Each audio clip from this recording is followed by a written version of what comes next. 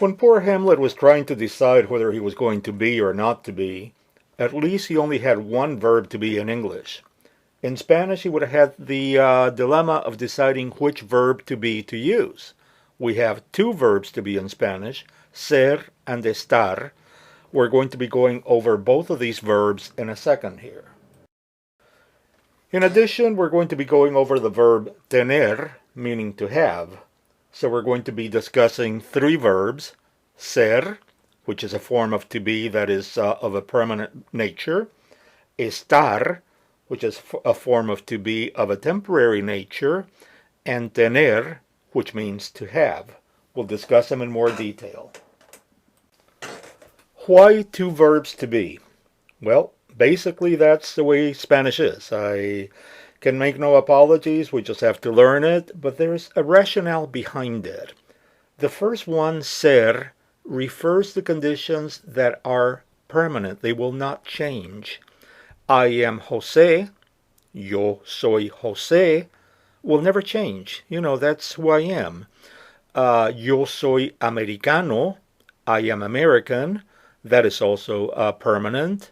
Ella es mujer, she is a woman, well, that is permanent also. Yo estoy en clase, I am in class, that's a verb estar, that is temporary. Nosotros estamos en Sandusky, we are in Sandusky, that is temporary in nature. So as a rule of thumb, and there's exceptions like to everything else, but as a rule of thumb, when something is of a permanent nature, you use ser. When something is of a temporary nature, you use estar. Okay, let's take a close look at the verb ser. Means to be, in the present tense, the permanent form of the verb, and it sounds yo soy, tú eres, él es, ella es, usted es, nosotros somos, vosotros sois, ellos son, ellas son, ustedes son. Again, remember this form of ser refers to things that will not change. I can say la bandera americana is roja, blanca y azul. The American flag is red, white, and blue. That will not change. Mi amigo es inteligente. My friend is intelligent. That is also permanent. If you want to state anything in the present tense in the form to be that is of an unchanging nature, you would use these forms.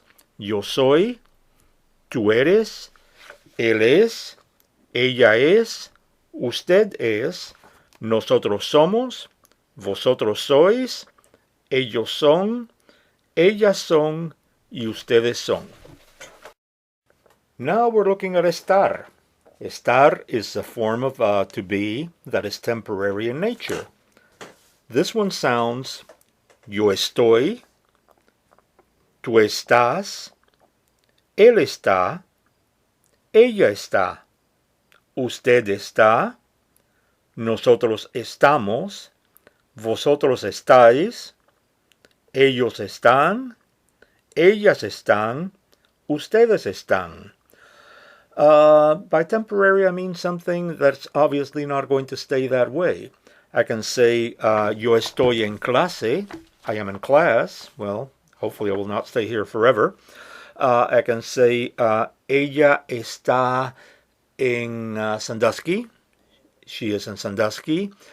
But realize the power of this. When you tell a girl that she is pretty, you have to say, tú eres bonita, or tú estás bonita. You are pretty, or you happen to look good today.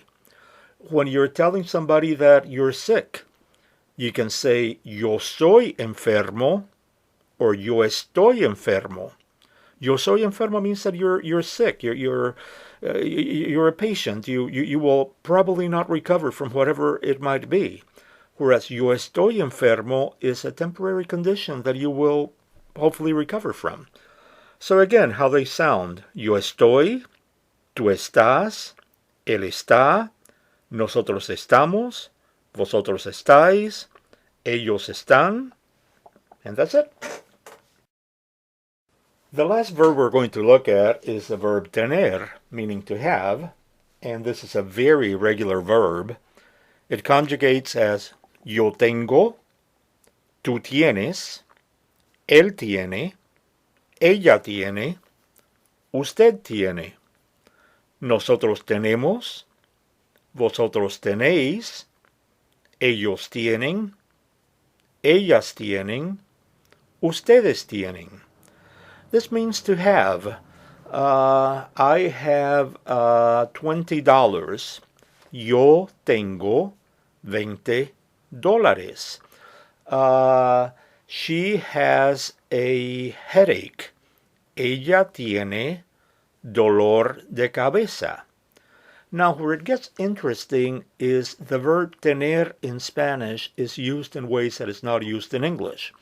When you want to say, I am 30 years old, you would use tener.